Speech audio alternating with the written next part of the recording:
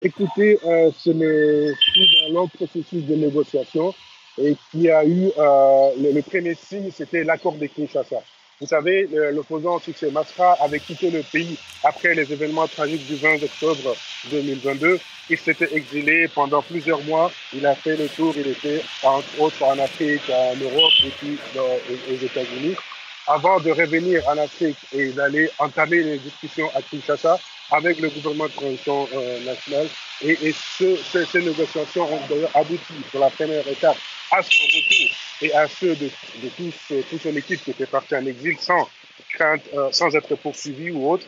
Et bien entendu, l'accord qui a abouti à sa nomination ne figurait pas dans le rapport qui a été rendu public.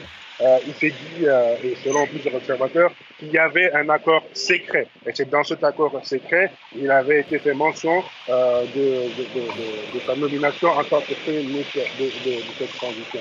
Et cette désignation intervient juste quelques jours après la promulgation d'une nouvelle constitution qui lance la Cinquième République, constitution qui consacre la forme de l'État unitaire.